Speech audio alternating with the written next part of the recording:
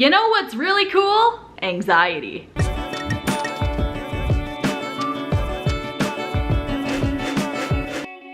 Hello, you marvelous people! Yes, I'm gonna make that kind of a video today. So many people I know are struggling with the day-to-day pressures of living, and society in general. Whether it be anxiety about your career, about your sexuality, about fitting in, about having friends, about socializing, about adulting in general. Let me just focus on the career aspect for a second. A lot of my friends went to school and studied something and are now out of school and they're doing something completely different because they didn't know what they wanted to be when they grew up. But schools push us off towards college anyway, and they're like, you need to go to school, you need to get education. On the other hand, I know equally as many people who have gone to school, studied what they're passionate about, but now they can't get jobs because there's not enough jobs in the fields that they study. So even if they have passion for what they want to do, there's nothing there for them to go work in. And then you get people like me who went to school, studied what they liked, decided that they didn't like that as much as something else, so got a job in that something else, but turns out you need 2 jobs to stay afloat. I just want to butt in and say that millennials are not entitled. We just want to get paid enough to pay our debt off. We're all in a ton of debt, and we need money to be able to pay the debt. We're not entitled. This whole conversation is stressing me out. And when I'm anxious, I find I like to soak in the tub. I found that it's really therapeutic if I soak in a nice hot tub. Remember that bath bomb we got demoed at Lush? I bought it. So we're gonna let this guy do some magic behind us as I give you a comprehensive list of all the things that cause me anxiety, no matter how trivial. So let's just give this guy a plonk. Woo!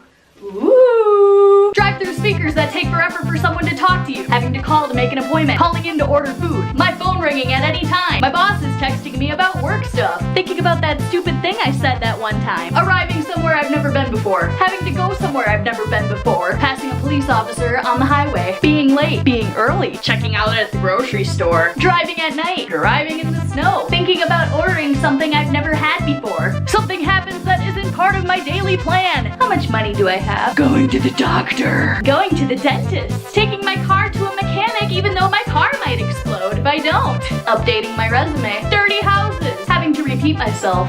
Or repeat work that I've already done. Being around people. Not being around people. Everything that has to do with food. Saying something I think is funny and no one reacting. Being talked over or ignored.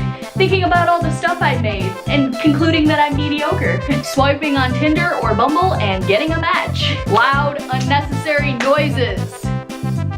Ew. Sometimes I do this thing where I forget to breathe, so I take a really, really deep breath and people are like, oh my god, are you okay? And I'm like, yeah, I sometimes forget to breathe and then having to explain that. Trying stuff on in dressing rooms. Oh man. Why is life so hard? Why am I busted? Stop that. But crying won't help. You just gotta do better. What? Now pick yourself up and be successful.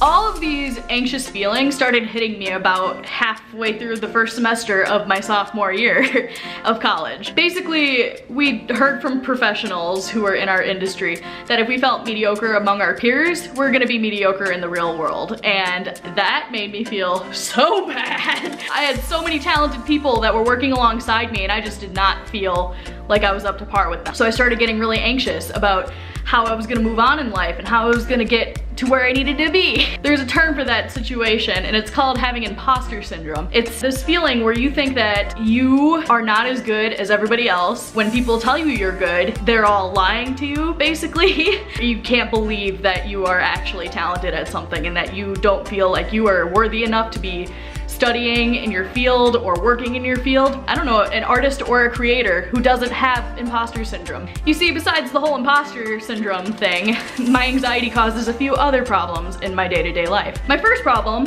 is that if I am not staying exactly the right amount of busy, my brain shuts off. I need to be doing exactly four extracurricular things with my life in order to not shut down completely. And as soon as I try to stack on more than that, I give up on all of it. But on the flip side, if I'm not doing enough, my brain starts to tell me, hey, you're not good enough, you're not doing enough, you should be busier, you don't need to be relaxing. Another thing I have is intrusive thoughts. Everyone you know is dead.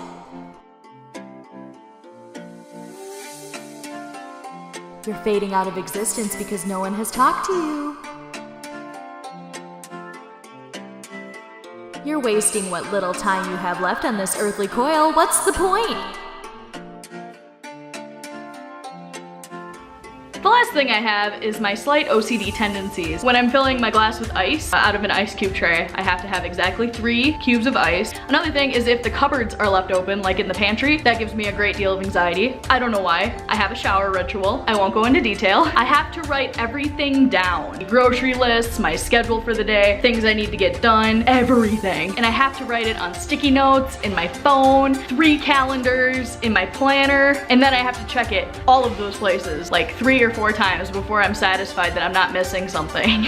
I specifically leave things in certain spots, kind of like breadcrumbs around the house, but if something gets moved from the spot that I've left it, I get really paranoid that someone is messing with me. The last thing about my OCD, I'm kind of cat possessive. I get protective about how people touch my cat. Not that I'm worried for her safety. I think I'm the only one who knows how to touch my cat, and I just get really possessive, like a child who won't share their toys. So I guess what I'm trying to do here is let everyone who also feels these feelings know that they aren't alone in the world, and that a lot of people do have these kind of anxieties. Even if they seem irrational, they're rational to you, and that's all that should matter. Now, I'm not saying that you should let the anxiety rule your life. We should take care of ourselves and recognize that when we're overloaded and things are just becoming too much, we need to take a break and step back and realize that there's only so much we can take as a person. We live in a time where we hold ourselves to really high standards, and society kind of forces us to. But it is okay to ask for help if you feel like you're drowning in your own thoughts and feelings and emotions. It's also okay to acknowledge that what you're feeling is relevant. Don't try to tell yourself that somebody else has it worse, because yes, that's true, but that just diminishes your own feelings, and you need to feel those feelings and work through them in order to truly move ahead in your life. And really, I was just super anxious today, and I was kind of just trying to give myself advice.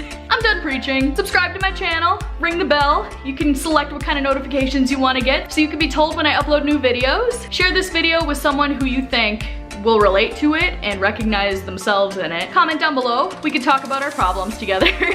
We can make it a support group. Definitely tweet at me or follow me on Instagram or Snapchat if you want to see my daily goings-ons. And other than that, take care of yourselves and have a wonderful